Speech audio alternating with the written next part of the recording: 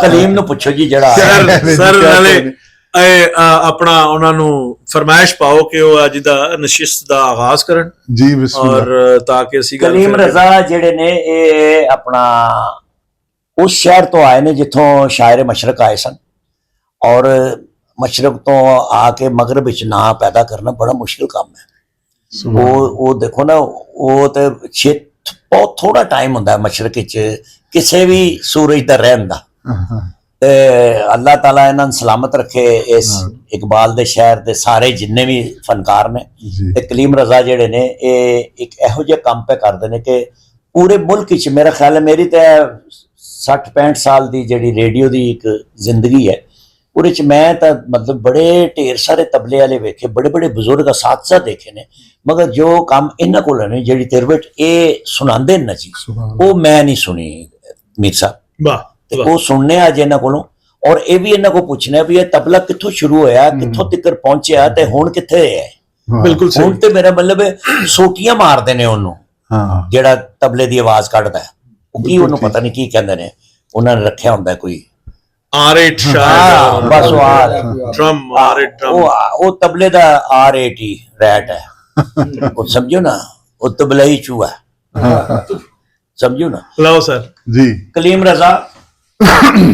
कलीम रजा बिस्मिल्लाह करो और अपना तारुफ जड़ा कि मैं तो मतलब है एडा नलायक आदमी है मेरे को बहुत घट लफ्ज होंदे ने ते जरा व्यूअर्स नूं दसो कि तुसी बिस्मिल्लाह तुसी की करदे हो ते कित्थों तुसी आए ते कित्थों तक पहुंच गए। जी थैंक यू जी। अस्सलाम वालेकुम व्यूअर्स। पिछले 25 साल से मैं इस मौसीकी की दुनिया में सीख रहा हूँ और यकीन जाने जो मैं आज अपने लिए एक एजाज समझ रहा हूँ जिस तरह से डार साहब ने मेरे बारे में ऑनेस्टली स्पीकिंग ये मैं कोई बना के नहीं पेश कर रहा हूँ शायद मैं डिजर्व नहीं करता हूँ ये इनकी प्यार और इनका मोहब्बत है और मेरे लिए बहुत बड़ा हौसला है और मेरे लिए बहुत फ्यूल है ये जो इन्होंने अभी फरमाया। अपने सब्जेक्ट की तरफ इजाजत लेकर मैं आना चाहूंगा मीर साहब से भी इजाजत तलब करते हुए दोस्तों से। आज हम गुफ्तगू करेंगे ऑब्वियसली मौसीकी पर। दो बुनियादी लफ्ज होते हैं मौसीकी में एक राग है और एक ताल है। हम सब जानते हैं राग जो है वो सुरों का मजमुआ एक राग बनता है और वो हजारों शक्लों में मौजूद हैं उस पर बात भी होती है असातिज़ा बता भी रहे हैं सिखा भी रहे हैं। लेकिन जो लफ्ज ताल है इसकी तारीफ उस तरह से ना तो किताबों में लिखी गई है और अगर लिखी गई है तो वो प्रैक्टिकली उस तरह से वो बयान नहीं की गई है। तो मैं ताल की जब बात करूंगा तो फौरन ज़हन में नंबर ऑफ बीट्स आएंगे मात्रा जो एक होता है जिसे जैसे इस तरह से ये एक मूवमेंट जा रही है टाइम का एक खास हिस्सा जा रहा है तो वो उनको नंबर ऑफ बीट्स अगर कुछ मिला ली जाए एक खास तरतीब में तो वो ताल बन जाता है। अगर कुछ सुरों को आपस में मिला लिया जाए एक तरतीब में तो वो राग बन जाता है। तो ये एक बेसिक सी हम इसको डिफाइन कर सकते हैं। अब जब ताल जिस तरह राग की लैंग्वेज है सारी दुनिया जानती है कि राग क्या होता है। राग चंद सुरों का नाम है। सुरों के नाम क्या है सारे गामा पादानी ये 7 सुर हैं। इन 7 सुरों को हम मुख्तलिफ तरतीबों में ले जाएं तो ये मुख्तलिफ राग बनते जाएंगे। इसी तरह ताल की भी लैंग्वेज है जैसे कोई भी दुनिया की लैंग्वेज है। जैसे उर्दू है मैं जो बोल रहा हूं इसके भी आ बा ता ये अल्फाबेट्स हैं एबीसी है ABCD हर जुबान के हरूफे तहज्जी हैं। आज हम तबले के हरूफे तहज्जी से गुफ्तगू करेंगे और मैं कोशिश करूंगा कि अपने इस सारे फिनोमिना को जितने मुख्तसर से अरसे में मैं इसको समेट सकूं। क्या इसके हरूफे तहज्जी हैं जैसे आवाजें हैं ना ता के त ये अगर मैं ज़हन से कहूं तो वो मेरे साथ वो आवाजें आपको साथ तबले पर प्ले करके बताएंगे। जैन प्लीज जरा देखें, अगर हम उसके आखिरी किनार पे लगाते हैं तो वो ना की साउंड प्रोड्यूस करती है। जी जैन, जैसे ना, ता, ती, ट, अगर दोनों को साथ मिलाकर बजाऊंगा तो ये धा की आवाज प्रोड्यूस करेगा, धा। अब वही पिछला बोल जो ती ट का था मैं इसके साथ मिलाता हूं, धा ती ट। अगर इसको मैं रिपीट करता हूं तो ये क्या बनेगा, धाते ट। थोड़ा सा और बढ़ाता हूं, धाते ट धा धाते ट। ये फ्रेज बनता जाएगा। मैं थोड़ा तेज करने लगा हूं, गौर कीजिएगा ये बन क्या रहा है, धाते ट धा धाते ट,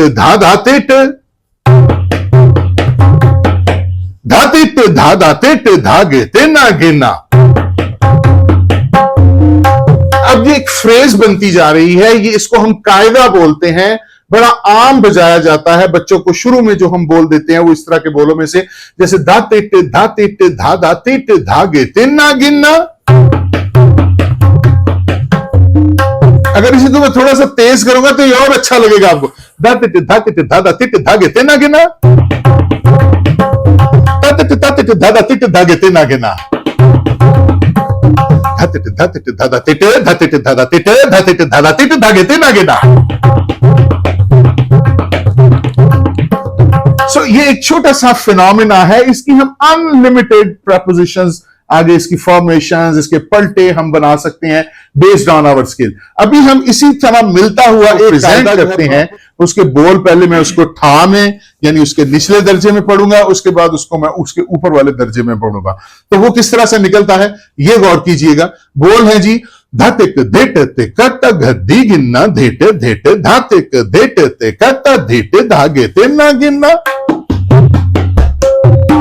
धेटे धेटे धातिक धेटते कट धेटे धागे ते ना, धातिक धेटते कट गद्दी गिनना, धेटे धेटे धातिक धेटते कट।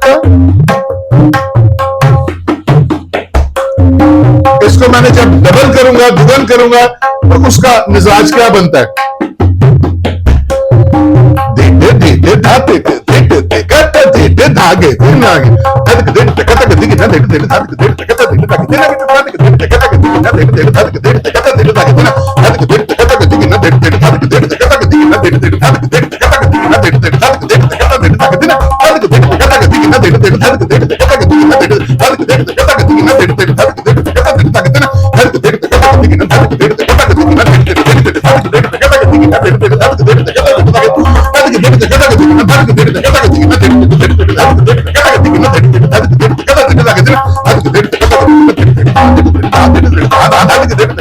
ना धेटे धेटे धागे धेटे कट दिगे ना धेटे धेटे धागे धेटे कट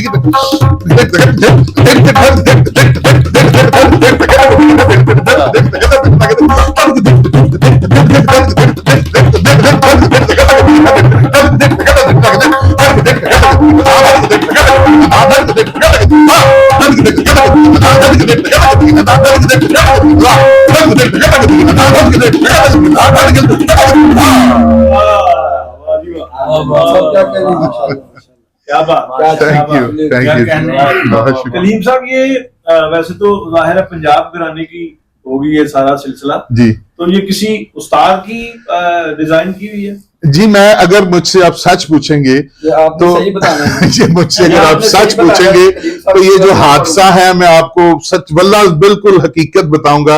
ये बहुत अर्ली डेज की बात है, 2001-2 में जब मैं उस्ताद जी के साथ बैठता था और इसी तरह के बेसिक जो कंपोजिशन से मेरे उस्ताद अच्छा पहलवान, मैंने उनका ऑब्वियसली आगे जिक्र करना है, उनका सारा आएगा।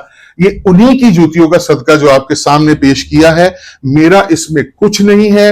हाँ, इस पर्टिकुलर कंपोजिशन के बारे में मैं ये जरूर कहूंगा कि मैंने बैठे बैठे एक दफा अपने दिल करता था, जब इंसान नया नया सीखता तो अपना भी कड़नते दिल कर रहा है उन्होंने कर, तो समहाउ मुझे साजी ने जब मैंने डरते डरते कहा तो कहने यार ये बड़ा अच्छा ही कता गति गिना तो मैं किसी कायदे से लगता वेख्या ही नहीं, ਤੇ ਤੂੰ ਕਿਸ ਤਰ੍ਹਾਂ ਕਤਾ ਗਿੱਦੀ ਗਿਣਾ ਲਾ ਦਿੱता बोलते हैं दत्त कितने कता गद्दी गिनना देते देते दत्त कितने आम तौर पे कायदा होता है दत्त दत्त धागा तिट धागे तेना गिना दत्त दत्त धागा तिट धागे तेना गिना। इसमें कता विधि गिनना का जो बोल है वो एक नई चीज थी इसमें।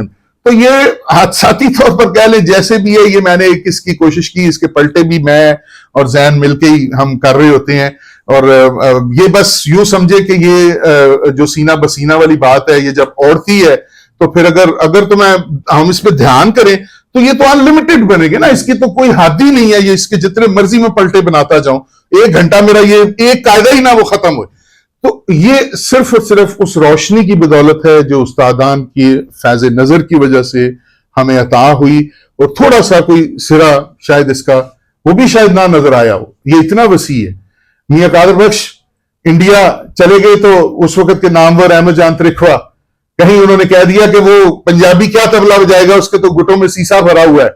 ये तारीख के अल्फाज हैं। तो मियां ने कहा कि उसे को तैयार हो, तो उसे कहा जब मियां ने बता लो कि आड़ा बजेगा। उसने कहा, मियां ने फरमाया उसको कहना लिखने वाला साथ बिठा ले, दिन और रात आड़ा बजेगा, जो दिन को बज जाएगा वो रात को नहीं बजेगा, जो रात को बज गया वो अगले दिन नहीं बजेगा। लिखने वाला कोल बिठा लो कि ए गत बज गई है, कायदा बज गया है, बोल के दिता गया है, दोबारा रिपीट नहीं होगा। अच्छा, मुख्तसरन ये बता दें कि मैंने उनका तरीक़ा जान का एक इंटरव्यू देखा है जी साहब का। जी जी। उसमें कह रहे हैं कि तबले के 2 मोतबर घराने, एक फरखाबाद जी और एक दिल्ली जी। तुसी ते पंजाब नु रिप्रेजेंट करते हो ना जी। ये असल में बड़ा डिबेटेबल है एक, लेकिन हकीकत यही है कि जो जोबन है ना, चाहे वो मौसीकी का है, चाहे वो फिल्म का है, चाहे वो खुराक फसलों का है, जैसे आपने फरमाया कि वो पहाड़ों से उतरता हुआ पानी, और ये खास तौर पर ये पंजाब की ये जो धरती के 5 दरियाओं की वो जो धरती, सर जो अल्लाह ने यहां पर जोबन अता किया है वो किसी और इलाके को नसीब नहीं है। उनकी अपनी अपनी खूबियां हो सकती हैं। कहने का मकसद अर्ज ये है, एक बात ये भी बड़ी मशहूर है कि आशिक अली खान ने भी किसी को कहा कि अबे दाल पीने वाली कौम, तुम क्या वो मेरा गाना सुनोगे, वो हौसला लेकर आओ जो मेरा गाना बर्दाश्त कर सके। तो ये पंजाब का जो अग्रेशन है ये बड़ा मुश्किल है, इसको हासिल करना और इस पे ऊपर मेहनत करनी। ये जो गैरत का मादा है ना जो हमारे तबलीगों के खास तौर पे या म्यूजिक में घरानों में है, ये लफ्ज पंजाब के अंदर इस्तेमाल होता है। अच्छा, क्योंकि आप तालीम याफ्ता है सर, तो ये बात इसलिए मैं ये सिर्फ आपसे कह रहा हूँ कि ये अगर पंजाब को वैसे देखें ना तारीखी तौर पे, सर जो सूरमा और फाइटर ये जी जी, वो तो कहते हैं कि पंजाब ने सारे वेलकम ही किया जी। ए सारा अग्रेशन फनकारा जी आया है जी। देखें, ये मैं जरूर इस पे ये बात कहूंगा। नादिर शाह ने तो नहीं, वो बात आपकी ठीक है, वो बात बड़ी आपकी। देखें, आर्ट और सियासत ये दोनों अलग अलग चीजें हैं। सियासी तौर पे हम कमजोर ही रहे हैं, सियासी तौर पर हम अपने मामलात लोगों के साथ उस तरह अस्करी भी कह लें, लेकिन अस्करी में जब अपनी मर्जी थी तो जयपाल ने मर्जी दी हुकूमत भी की थी, और कश्मीर से लेकर वहां तक, और फिर ये बहुत सारे जो तारीख के तो आप स्टूडेंट हैं, आप ज्यादा बेहतर जानते हैं, लेकिन मैं इसको इस तनाजर में लूंगा कि फनकार यहां के हमेशा ही जरहेज रहे हैं। लेकिन जो ऊपर के मामलात हुकूमती सतह के थे कि वो गद्दी पे कौन है, सिंहासन पे कौन है, कहां से क्या कंट्रोल हो रहा है, ये एक अलग है। और ये मैं समझता हूँ ये हमारा शायद माजरत के साथ ये इसके हवाले से वो था भी नहीं, तो हाँ उस पर मैं शायद इतना अच्छा कमेंट भी ना उस पर कर सकूं। तो यस, मैं ये जरूर आपको बताऊंगा। नहीं, सिर्फ मैं वो चाह रहा हूं कि जो तरीक़ा जान उन्होंने कहा सर कि वो पंजाब घराने को वो उस तरह नहीं सर, ऐसा बात नहीं है। 300-400 साल की तो तारीख बड़ी सामने नजर आती है। कसूर वाले मियां फतेहदीन, मियां नबी बख्श, ये 150-150, 200 साल तो इनकी तारीख है। और मैं आपको एक और बात बताऊं, मियां कादर बख्श, इसमें कोई शक नहीं कि पंजाब घराने का वो बहुत बड़ा नाम है, लेकिन मियां नबी बख्श का जो सिलसिला साथ चलता आ रहा है, जिसका ताल्लुक कसूर के साथ है, मियां फतेहदीन और वो सारा सिलसिला था, तो उनकी भी एक जो लाइनेज है, उनकी जो लेगेसी है, वो अभी तो वो दुनिया के सामने आई नहीं है। चंद चीजें इंशाल्लाह भी आपके सामने हम करते हैं, तो वो तो चीजें मैं आपको हल्फन ये बात बता रहा हूं। मेरी मतलब बुजुर्ग सामने बैठे हैं, योगेश शमसी एक बहुत बड़ा नाम है इंडिया में तबले का, जी, ठीक है। वो जिस तरह जाकर लोग हैं उस तरह इस लेवल के वो उनके एक दोस्त, उनके एक शागिर्द का जिसका बड़ा नाम है, यूके में वो होता है, मुझे एक फोन आया ये कुछ साल 1.5 पहले की, उसने ये प्यार का इजहार किया। उसने कहा कि योगेश साहब ने मुझे कहा है कि कलीम साहब से कहना पार्टीशन के बाद अगर हमने बुजुर्गों की कोई गतें सुनी है तो वो उनकी सूरत में हमने सुनी है, उससे पहले हमने वो गतें नहीं सुनी है।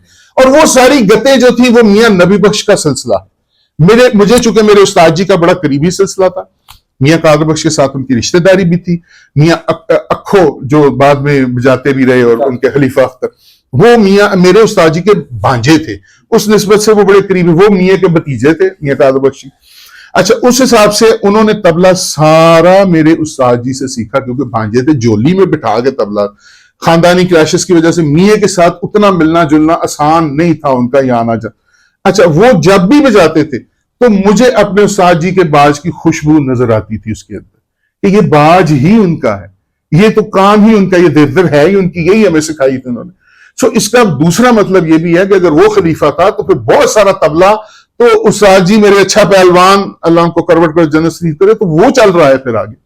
बेशक कुछ चीजें पेटेंट भी हैं मियां कादर बख्श के साथ, लेकिन जो मियां नबी बख्श की कंपोजिशंस हैं, उनकी शायरी, उनका वजन, उनकी वो जो उसके लिए जोर आवर चीजें जो हैं, वो ज्यादा जोर आवर शायरी। तो मैं भी इंशाल्लाह वो तिरवट के दौरान आपसे वो गते भी आपसे भी मैं वो आपके सामने शेयर करता हूँ। सर मैंने तिरवट का पता ही नहीं किसी सर ना मैं सुनी है sir, you are the only in millions ਜਿਹੜਾ ਭਾਈ ਇਹ ਸੁਣਾ ਚੁੱਕੇ ਆ सर ਇਹ ਤੇ ਬਾਕੀ ਬੜੀ ਰੇਅਰ ਹੈ सर 5000 ਸਾਲ ਪੁਰਾਣੀ। ਕਿਉਂ? ਉਹਦੀ ਵਜ੍ਹਾ ਹੈ ਕਿ ਇਹ ਤਿਰਵਟ ਜਿਹੜੀ ਹੈ ਉਹ ਗਵਈਏ ਜਿਹੜੇ ਨੇ ਜਿਨ੍ਹਾਂ ਨੂੰ ਮੇਰਾ ਮਤਲਬ ਹੈ ਸਿਰਫ ਰੰਗਬਾਜ਼ੀ 'ਚ ਤਬਲੇ ਵਾਲੇ ਨਾਲ ਮੇਰਾ ਮਤਲਬ ਉਹਨਾਂ ਨੇ ਤੈਅ ਕੀਤਾ ਹੁੰਦਾ ਜੀ ਜੀ ਤੇ ਉਹਦੇ ਬੋਲ ਕਹਿ ਕੇ ਤੇ ਦਾਦ ਲੈ ਲੈਂਦੇ ਨੇ ਜੀ ਬਿਲਕੁਲ ਤਿਆਈ ਮਾਰ ਕੇ ਜੀ ਬਸ।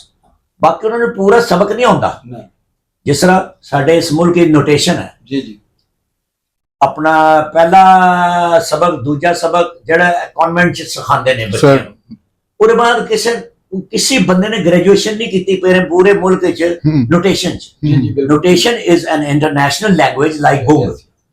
ਔਰ ਤਿਰਵਟ ਵੀ ਜਿਹੜੀ ਹੈ ਇੰਟਰਨੈਸ਼ਨਲੀ ਨੋਨ ਹੈ 6-7 ਹਜ਼ਾਰ ਸਾਲ ਤੋਂ, ਜੀ ਜੀ ਬਿਲਕੁਲ ਮਗਰ ਕਿਸੇ ਨੂੰ ਪਤਾ ਨਹੀਂ। ਪਤਾ ਹੀ ਨਹੀਂ ਕਿਸੇ ਜਿੰਨੇ ਵੀ ਸਜਿੰਦੇ ਨੇ, ਜਿੰਨੇ ਵੀ ਗਵਈਏ ਨੇ, ਜਿੰਨੇ ਵੀ ਆਪਣਾ ਪਲੇਅਰ ਨੇ ਜੀ ਜੀ ਆਰਕੈਸਟਰਾ ਦੇ ਵਿੱਚ ਬਿਲਕੁਲ ਗਿਣੇ ਠੀਕ ਜਾਂਦੇ ਨੇ, ਤੇ ਤਿਰਵਟ ਮਤਲਬ ਹੀ is the only one in millions ਜਿਹੜਾ ਭਾਈ ਤਿਰਵਟ ਦੱਸਦਾ ਵੀ ਹੈ ਤੇ ਕਿੱਥੋਂ ਸ਼ੁਰੂ ਹੋਇਆ। ਜੀ ਬਿਲਕੁਲ। ਅੱਛਾ, ਇਹ ਸਾਰਿਆਂ ਨੇ ਸੁਣਿਆ, ਮੀਰ ਖੁਸਰੋ ਨੇ ਇਜਾਦ ਕੀਤਾ, ਅਬਦੁਲ ਲਤੀਫ ਬਟਾਈ ਨੇ ਤਾਨਪੁਰਾ ਇਜਾਦ ਕੀਤਾ, ਉਹਨੇ ਆਪਣਾ ਮਾਧੋ ਲਾਲ ਨੇ, ਆਪਣਾ ਸ਼ਾਹ ਹੁਸੈਨ ਨੇ, ਇਹ ਸੁਣੀਆਂ ਸੁਣਾਈਆਂ ਗੱਲਾਂ। ਜਿਵੇਂ ਤਾਨਸੈਨ ਦਾ ਸੁਣਿਆ, ਕਿਸੇ ਨੇ ਨਹੀਂ ਵੇਖਿਆ। ਤਾਨਸੈਨ ਵੀ ਮੌਸੀਕੀ ਦਾ ਬਹੂ ਹੈ, ਜਿਵੇਂ ਮਾਂ ਸੋ ਜਾਂ ਬਹੂ ਆਈ, ਬਹੂ ਕਿਸੇ ਨੇ ਵੇਖਿਆ ਤੇ ਹੈ ਨਹੀਂ। ਤਾਨਸੈਨ ਕਿਸੇ ਨੇ ਨਹੀਂ ਵੇਖਿਆ। ਜੀ ਬਿਲਕੁਲ। ਤਾਨਸੈਨ ਇਸ ਦੌਰ 'ਚ, ਇਸ 100 ਸਾਲ 'ਚ ਇੱਕੋ ਹੀ ਵੇਖਿਆ ਗਿਆ, ਸਲਾਮਤ ਖਾਨ। ਵਾਹ ਮਾਸ਼ਾਅੱਲਾ, ਸਮਝਿਓ ਕਿ ਨਹੀਂ? ਬੇਸ਼ੱਕ ਬੇਸ਼ੱਕ। ਮੈਂ ਮਤਲਬ ਸ਼ਾਇਦ ਇਹ ਆਪਣੇ ਪਿਆਰ ਨਾਲ ਜਾਂ ਆਪਣੇ ਉਹਦੇ ਕਸਬ ਨਾਲ ਮੈਂ ਇਹ ਫੈਸਲਾ ਕਰਕੇ ਬੈਠਾ ਹੈ ਕਿ ਤਾਨਸੈਨ ਹੀ ਹੋਈ ਹੈ। ਇਹ ਤੁਸੀਂ ਸਹੀ ਫਰਮਾਇਆ। ਅੱਛਾ, ਮੈਂ ਕਿਉਂ ਤਾਨਸੈਨ ਨੂੰ ਕਿਉਂ ਅਪੋਜ਼ ਪੇ ਕਰਨਾ, ਜਾਂ ਕਿਉਂ ਮੈਨੂੰ ਤਾਨਸੈਨ ਅੱਛਾ ਨਹੀਂ ਲੱਗਦਾ? ਜੀ ਇਹ ਕਹਿੰਦੇ ਅਕਬਰ ਦੇ ਜ਼ਮਾਨੇ 'ਚ ਉਹ ਮਹਾਰਾਜੇ ਜਿਹੜੇ ਸਨ, ਜਿਹੜੇ ਸ਼ਹਿਨशाह ਸਨ, ਉਹ ਉਹਨਾਂ ਦੇ ਗਵਈਏ ਹੁੰਦੇ ਸਨ। ਜੀ ਬਿਲਕੁਲ ਠੀਕ। ਉਦੋਂ ਤੇ ਗਾਂਧੀ ਬਾਈ ਸੀ, ਠੀਕ ਹੈ। ਸ਼ਹਿਨशाह ਨੂੰ ਕਨੀਜ਼ ਚੰਗੀ ਲੱਗਦੀ ਸੀ, ਬਾਈ ਚੰਗੀ ਲੱਗਦੀ ਸੀ, ਤੇ ਮੁੱਛਾਂ ਵਾਲਾ ਭਾਈ ਜਿਹੜਾ ਕੁਆਮ ਵਾਲਾ ਪਾਣ ਖਾਣ ਦੇ ਉਹ ਚੰਗੀ ਲੱਗਣੀ ਸੀ, ਉਹ ਮੈਂ ਝੂਠ ਹੈ ਤੇ ਮੇਰਾ ਮਤਲਬ ਬੜਾ ਉਹ ਹੈ, ਚੰਗੀ ਲੱਗਣੀ। ਮੇਰਾ ਨਹੀਂ ਖਿਆਲ। ਡਾਕਟਰ ਸਾਹਿਬ ਉਹ ਚੰਗੀ ਲੱਗਣੀ। The thing is ਕਿ ਇਹਨੇ ਆਪਣਾ ਕਲੀਮ ਇਹਨੇ ਕੀ ਕੀਤਾ ਆ ਕੇ, ਲਤਾ ਨੇ ਇਹਨੇ ਬਾਈ ਕੋਲੋਂ ਗਾਣਾ ਖੋ ਲਿਆ, ਹਾਏ ਹਾਏ ਹਾਏ, ਰਵਾਇਤ ਇਹਨੇ ਬਦਲ ਦਿੱਤੀ ਵਾਹ। ਕਿ ਜ਼ੋਰਾ ਬਾਈ ਹੋਏਗੀ, ਨੈਤੀ ਬਾਈ ਹੋਏਗੀ, ਬੁੱਢੀ ਬਾਈ ਹੋਏਗੀ, ਔਰ ਜਿਹੜੀ ਮਰਜ਼ੀ ਬਾਈ ਹੋਏਗੀ ਨਾ, ਖੁਰਸ਼ੈਦੀ ਬਾਈ ਹੋਗੀ, ਨਸੀਰਾ ਬਾਈ ਹੋਏਗੀ। ਬਾਈ ਹੁਣ ਅੱਜ ਦੇ ਬਾਅਦ ਸਿਰਫ ਸਟੈਂਡ ਬਾਈ, ਬਸ ਇੱਕ ਮੈਂ ਹੋਵਾਂਗੀ, ਇੱਕ ਸਟੈਂਡ ਬਾਈ ਹੋਏਗੀ, ਦੂਜੀ ਕੋਈ ਬਾਈ ਨਹੀਂ ਹੋਏਗੀ। ਇਹਨਾਂ ਨੇ ਵਿਚਾਰੇ ਮਾਸੂਮ ਬੱਚਿਆਂ ਨੇ, ਜਿਹੜੇ ਮੇਰੇ ਰਬਾਬੀਏ ਨੇ ਜਾਂ ਜਿਹੜੇ ਢਾੜੀ ਨੇ, ਕਿਉਂਕਿ ਜਿੰਨੀਆਂ ਗੋਤ ਹੈਗੀਆਂ ਨੇ ਜੀ ਜੀ ਅਸਲ 'ਚ ਤੇ ਮੇਰਾ ਮਤਲਬ ਹੈ ਇਹ ਪਹਿਚਾਨ ਵਾਸਤੇ ਅੱਲਾ ਨੇ ਬਣਾਈਆਂ ਹੋਈਆਂ ਨੇ, ਇਹ ਜ਼ਾਤਾਂ ਜ਼ੂਤਾਂ, ਸਮਝੋ ਨਾ। ਕੋਈ ਹੁਣ ਖਾਜਾ ਖੁਰਸ਼ੀਦ ਅਨਵਰ ਤੇ ਨਾ ਰਬਾਬੀਆ ਸੀ, ਤੇ ਨਾ ਢਾਡੀ ਸੀ, ਨਾ ਥੁੰਮ ਸੀ, ਨਾ ਨੱਟ ਸੀ, ਨਾ ਰਾਸਤਾਰੀਆ ਸੀ, ਨਾ ਭੇਰਨਾ ਸੀ। ਥਿੰਗ ਇਸ ਕਿ ਉਹ ਕੱਟਰ ਕਸ਼ਮੀਰੀ ਭਾਈ, ਬਿਲਕੁਲ। ਤੇ ਉਹ ਕਸ਼ਮੀਰ 'ਚੋਂ ਜਿਹੜਾ ਵੀ ਆਇਆ, ਉਹ ਅਲਾਮਾ ਇਕਬਾਲ ਹੁਣ ਕੀ ਸੀ ਭਾਈ, ਪਾਮ ਤੋਂ ਆਇਆ ਜੀ ਖਾਜਾ ਖੁਰਸ਼ੀਦ ਸਾਹਿਬ ਅਜ਼ੀਜ਼ੋ ਕਰਮ। The thing is ਕਿ ਇਹ ਉਸ ਮਾਸੂਮ ਤਬਕੇ ਨੇ, ਜੀ ਜਿਹੜਾ ਮਾਸੂਮ ਤਬਕਾ ਹੈ, ਉਹਨੇ ਆਪਣਾ ਟਾਈਮ ਗੁਜ਼ਾਰਨਾ ਸੇ ਐਵੇਂ ਸ਼ਾਗਿਰਦ ਨੂੰ झूठ सच सुनाता।